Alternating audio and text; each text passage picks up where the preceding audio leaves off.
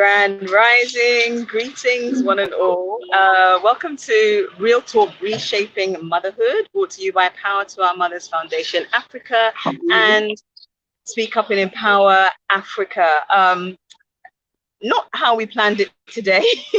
I've got stuck on my way back from a trip collecting my sons, and so as you can see, the studio is not quite set up how we would want it. But I'm still thrilled to be joined by my lovely guest, Sister Ursula Ngonadi, who is one half of the powerful husband and wife team.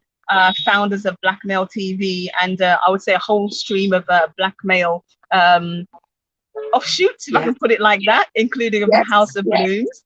So in order not to disappoint, I thought let us at least get to briefly meet Sister Ursula, who happens to be a mother of 3 beautiful children, an entrepreneur and a coach. So welcome, Sister Ursula. Please do add a little to your introduction in this very bizarre setup. Oh, thank you, sis. Thank you, sis. Thank you. Firstly, thank you for having me on. It doesn't matter how brief it is. Honestly, it is a blessing to be on. As you said, I'm Ursula Ngonadi. I'm one half of BLKMailTV. For those who know, BLKMailTV, we are about One Africa, One Voice. We actively promote the true narrative of Africa, and we're all about investment to Africa, investment on the continent, and just the growth of Africa. And on our platform, we work off our personal life equation of love plus support equals growth. So that's what we actively try to apply in everything we do, and it's what I apply in my mothering. So yeah, that's us. That's me.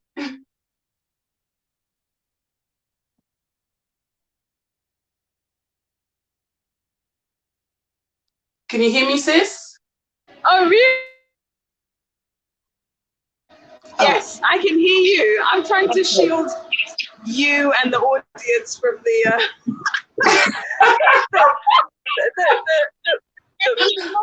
the motorway, exactly, Laurie. But I'm going to mute myself in a minute. What I would like to do is I would like to, Sister Ursula, if you could please just tell the viewers a little bit about what we will now speak about next week in terms of why you're so passionate.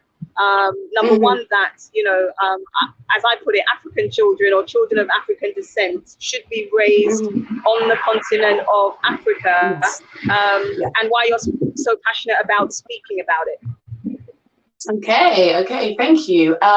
Well, firstly, I'm an educator, you know, so I come from a background of teaching in schools, working with children with special educational needs, things like that. So I think it's from my experience of educating children in the West, and there's just a lot of dynamics in terms of the syllabus and the curriculum that I don't really find is towards the benefit of the children, and just also as well, just with how things are going, I just feel there's just so many things which our children, they're not really being taught about cultural heritage, they're not really being taught about applicable life skills, they're not. So I'm a homeschooling parent. We homeschool our 3 children. It's just where we are. So because we're very much about Africa, and because we will also be relocating to the continent, for me, I've just looked at the educational system, I've just looked at how things are in Africa, I've looked at also just the culture. I want my children to be embraced in culture. I want them to grow up around other children that they identify as themselves. I want them to grow up and have a sense of pride for who they are. And that cannot be achieved here. I won't go into it too much because obviously we don't have time. But that's at the root of it for me. I'm just looking at the system that we are in, the Western constructs, and I look at the world in which my children, my daughters, and my son will have to grow up in, and it's quite a scary one. So yeah, that's a snippet is what I can make it.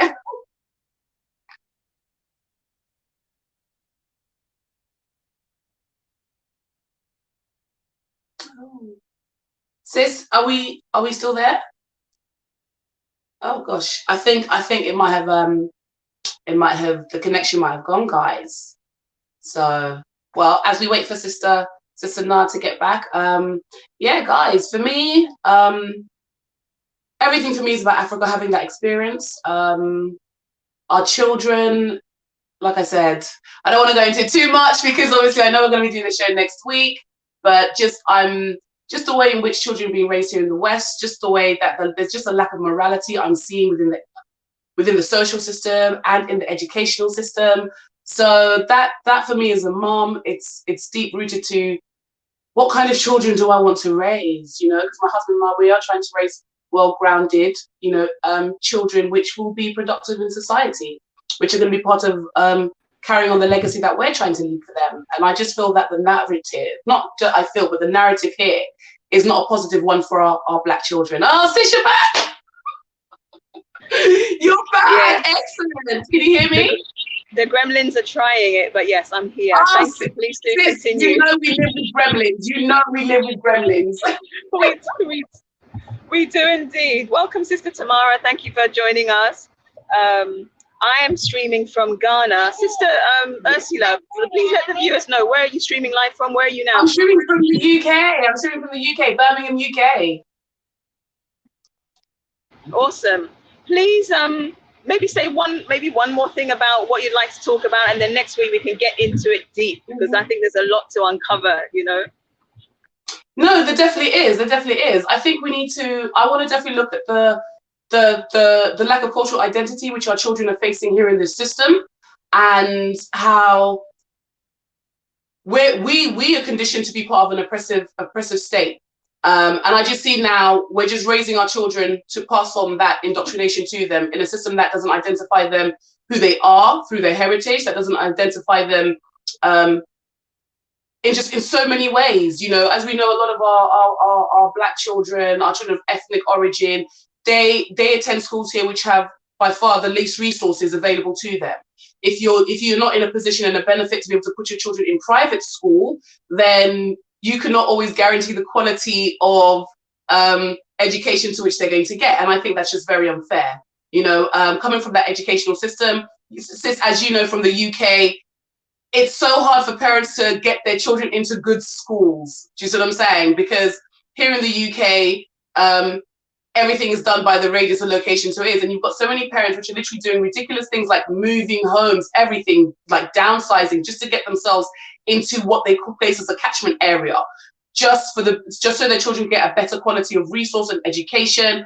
And I just don't think that's fair. Now, I'm not romanticizing to say that, you know, a lot of people say, oh, but the African educational system, Africa lacks infrastructure, Africa lacks certain things. But if we really look at it, the African educational system and how they view education is far higher and far greater. You know, African children are far more studious.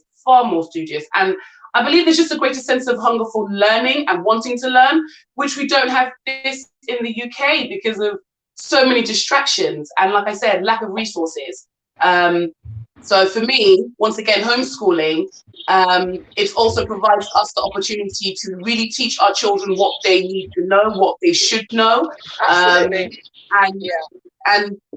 for me as well, there is, you know, I'm very,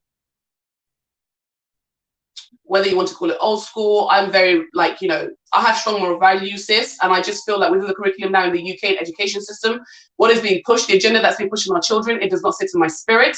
And I don't want to confuse my children in an already very confused world. So for me, yeah, definitely Africa is the way forward. The education system is better, and I just need my children to be surrounded by children that look like them, because they're at this very delicate point where they don't see themselves by their color.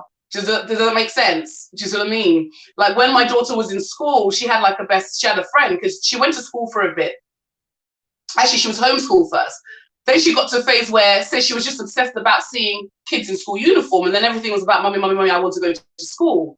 So because my nature of parenting is quite adaptive, we looked and thought, okay, you know, well, we explained to her that, you know what, the way mommy delivers, because obviously being a teacher, I was like, I can teach my own children. Do you see what I mean? Which we all can. And there's a great home ed community that you don't realize till you go into it.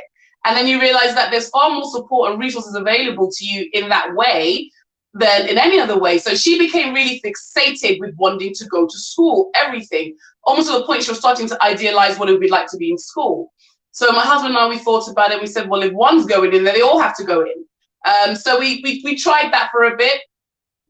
It wasn't for us, but eventually she got to a place where it also wasn't for her. And then on the backdrop of the pandemic, that just solidified so many things to me, like, no, this is definitely not the route for us. So I've experienced both. I've been quite fortunate to experience both. But definitely, I believe we are the educators, we are the parents. A lot of the time when we put them into schools, we are placing them to schools, especially in this West, as just a form of like daycare for them. You know, a lot of the time there's a disconnect between what your child's doing in school and you knowing your child. And I think a lot of parents experienced this during the pandemic, because all of a sudden parents were thrust into a position where they had their children just like with them all the time.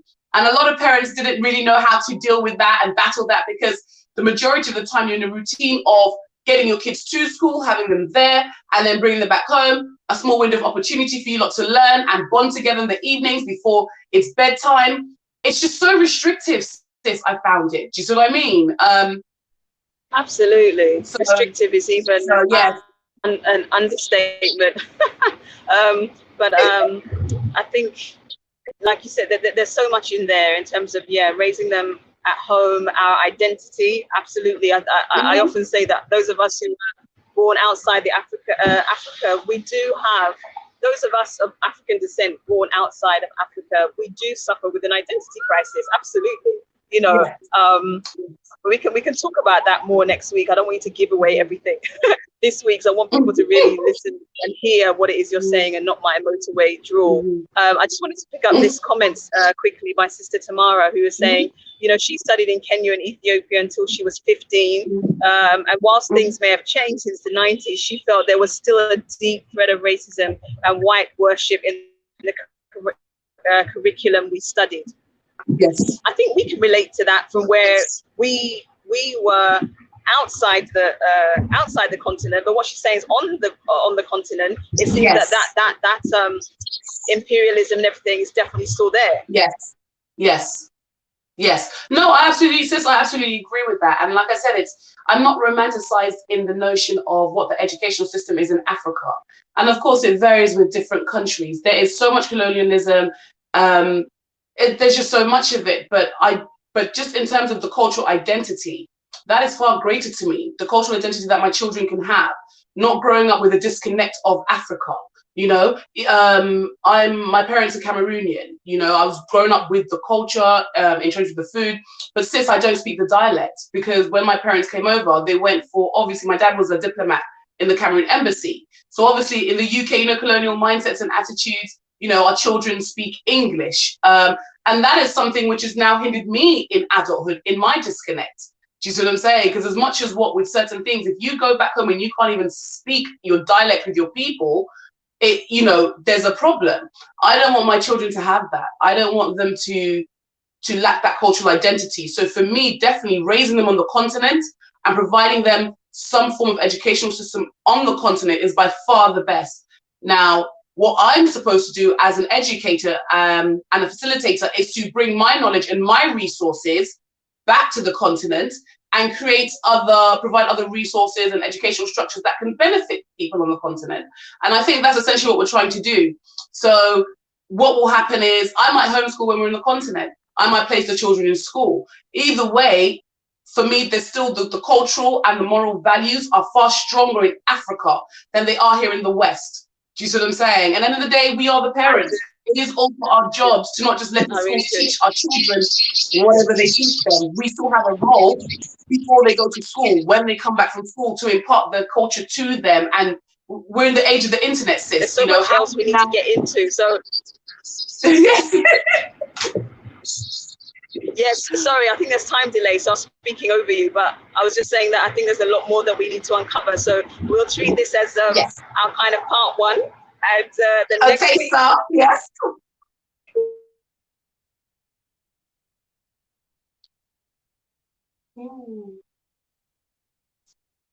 I think more serene, considered part two, where we could live and on replay. Sister Ursula, thank you for joining me in these circumstances, and really looking forward to having you back next. Yes. All right.